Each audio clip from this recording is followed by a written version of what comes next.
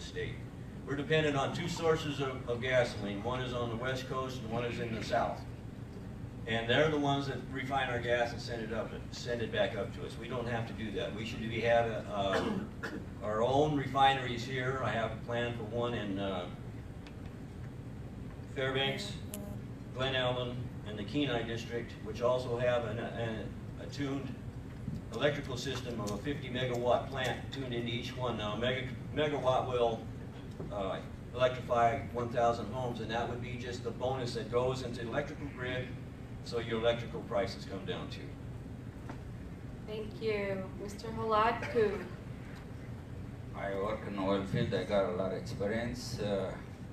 My vision is I want to lower the tax price for the people to can handle better jobs and their family. And I want to extend whole the refinery, and I want to build an Alaska LNG factory. I don't want to involve a gas pipeline with Canada, never, because they're a poor country, and they will drop down, and I don't need that. They will take care of our jobs, our pump station, everything. I don't involve in this. If they pissed off, they can cut the gas pipeline, we lose. My vision to build the cargo ships for LNG, and 2 weeks we are in Europe. And Europe is the very expensive gas. Thank you. Thank you. Mr. Sheldon. Absolutely not. No highway tax. Every time you tax. I've been talking to people all over the state of Alaska, and it says we're being nickeled and dimed to death. So if we go ahead and raise the highway tax, what we're going to do, our groceries are going to go up, our industry parts are going to go up, it's going to go up. We need it to go down. What we need to do is we need to get government shrinked down to where it should be. We need to streamline government. As we do that, then we don't have to put the burden on the people. We're putting too much burden on the people. We need to stop deregulating and regulating every Tom, Dick, and Harry. Everything that we can do, we'll regulate. And that's killing the state of Alaska. There's so many things that we can do to build our economy, and that's not one way to do it. Thank you. Mr. Treadwell. I've watched governors try to raise this tax since Governor Hammond did, and I wrote a story about it in the late 70s. The fixed price that we have on gas tax that happened in '61, governors keep trying to make a percentage of oil prices, gas prices, as they go up. We have to pay for our roads, and we've got lots of ways that we can do that. And I do not support raising the gasoline tax right now. I think Alaska is known as a place for cold, dark, and distance. And we have to make sure that we use our federal highway funds or other operating funds appropriately to help Alaskans get around and not raise the burden on them. But I do not support raising the highway tax. But we will have a discussion, because more and more cars are going to be electric cars. And that highway tax isn't going to pay for the highways. So we'll have to have a discussion, and Alaskans will come to a conclusion of how we do it that's not going to hurt people. Thank you. Mr. Dunleavy. No. Really, it's a tax. It's a tax on you, right? Do you want another 25 cents on the pump price that I just saw here in Fairbanks? It's going to change behavior. So really, the issue is that's driving this question is how do we maintain our roads? I don't think it's a good idea to impose a fuels tax on the people of Alaska. There's ways within the budget, if we want to cost shift to be able to support the maintenance of our roads. The issue with a tax such as a road tax is there's an assumption that that money will go directly to the roads. We can't dedicate a road tax. Our Constitution does not allow a dedication. We can designate, but that's really just a term that we can just ignore in the legislature. So the issue is, do you really want a 25 cent tax on you right now with the price of oil? I don't think so. I think there's other ways to maintain our roads. Okay, thank you. Moving on to our next question from our audience. How are we going to improve our education system while keeping our budget balanced? And we'll start with Mr. Holatku. You have 45 seconds. Well, education for me is very important in Alaska. The students who finish university, college, they are the best investment for Alaska state. And if I were the governor, I will support them. I will give next year for college, university 20% discount and one brand new computer. I used to talk with the corporation if they can help me to help the students to can have a better education. And every corporation, they said, no problem. If I do this, they will help me. I don't ask the government because never can get money from the government to help our next future generation. God bless you and everyone. That's my goal. Thank you. Mr. Sheldon. Yes, would you repeat the question? Mr. Treadwell is asking me a question while you were... I will repeat the question. Yes, thank you.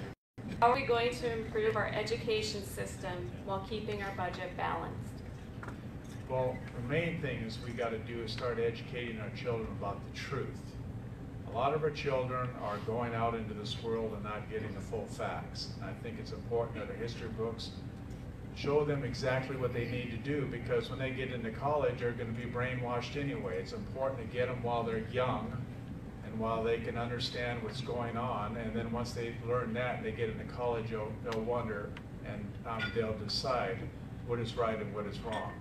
Our education system, I believe, is not exactly doing what they should be doing. We do need more teachers, but at the same time, we need to cut out all the waste that's in our school system. There's a lot of waste in there. As we do a budget and as we talk to the commissioners, we'll find out where that waste is, and then we'll be able to control what we need to do in our budget. Thank you. Thank you. Mr. Treadwell. I want to see an education system that works. I want to see you get the money that you're paying for. Of 100 ninth graders who start school this month, 76 of them will graduate. Only 43 of them will start college. Only 9 of them will finish college. We're clearly not getting the education we're paying for, and we've got to work on quality. And I don't believe putting more inputs to get more outputs is exactly where we're going to be. I also am a strong supporter of vocational education, of work study, of helping people get GEDs earlier in their high school career if they don't want to stay in high school so they can go on to work study. We can't, it's not a simple answer here, but I will be the education governor. I will work to get the university its land endowment. I will work to help build quality education in Alaska. And I mentioned the 3 largest budget items. Education is in the top 3, and we can't solve our budget crisis unless we have some hard discussions. Thank you. Mr. Dunleavy. It's a complicated question for 45 seconds to answer, but long story short is, there are states like Florida that had this issue with reading. We have to emphasize reading outcomes by the 3rd grade, and we're not doing that. We fund our educational system well, but we're 51st in the nation. We're actually behind Washington and Puerto Rico as per the NAEP test that was, the assessment results came out in March. We could be so much better. We need to do so much more for Alaska. What was surprising to me is there wasn't a hue and cry and an outburst when these test scores were announced. Emphasize reading outcomes in 3rd grade. Emphasize algebraic outcomes by 9th grade, because that's a gatekeeper course as well. And make sure that we re-emphasize career tech in the state of Alaska. I have a daughter that works at Red Dog Mine. She doesn't have a college degree, makes over $100,000 a year. So those 3 things, I think, if we emphasize those for the state of Alaska for our educational system, will improve our outputs. Thank you. Mr. Heikes. I've recently written an article on education, how I think it should change, and how God's been stripped out of our schools and out of our things, and when you get out of high school, you have absolutely nothing but a brain-dead liberal. So, my suggestion is add 6 weeks a year to the school cycle, shorten up the graduation cycle till they're 16 years old. At 14 years old, they go in and they start taking vocational training. They start learning how to work a real job along with their schooling and their education. Go back to the basics. The basics weren't so bad. My dad graduated the 8th grade, and he went on from being a Army guy to a painter to a builder, and they left my mom very well off just with an 8th grade education. And if you have the desire, you want your children to have that knowledge that they used to have in like 1895 that they had by the time they're 14, then you just need to change the whole system and just tear it down, start over. Thank you. Question 4 from the audience. Would you actively seek a way to increase capital expenditures on infrastructure in Alaska? We'll start with Mr. Treadwell. asked and answered yes. I want to do what we can with public-private partnerships. I want to do what we can with recycling capital where we've built something that's already collecting revenue the state no longer needs to own, so we can use that to expand our budget. And I want to do that by having an operating budget that has room for capital projects and renewing maintenance. So I've answered this before. The answer is clearly yes. Mr. Dunleavy. The answer is yes. We have to build Alaska. That's the only way we're going to do it. And we can leverage private equity as well. I don't think we've done enough in that area. There's pension funds, there's sovereign wealth funds all over the world that are flush with cash. And I think if Alaska shows or demonstrates that it is a place that's going to be stable in the future, we'll get more private equity investment in the state of Alaska. But as mentioned, minimum of $200 to $300 million moving forward. I think we can build Alaska, and I think we can grow our economy. Answer yes. Thank you. Mr. Sheldon. Yes, absolutely. $935 million is what I would put in the infrastructure. I think it's important. But you got to remember now, I said before, 65 cents on a dollar, we're wasting 35 cents. So we need to build up our infrastructure. We need to close that gap. Once we close that gap, that's a great thing. But we also need to put in 49% into the business to own our private land so that we take the burden off the state. For instance, if we build a railroad from Fairbanks and Nome into Canada, we'll have 51% will take ownership from the state, 49% will take ownership from the private business. They will come in and they'll bid on it. Once the 10-year contract is up, we'll turn the railroad completely over to the private business, because I think the state needs to get out of the business of being a bank and a business, and it's important for us to move on and streamline our budget and the state of Alaska. Thank you. Thank you. Mr. Halakku.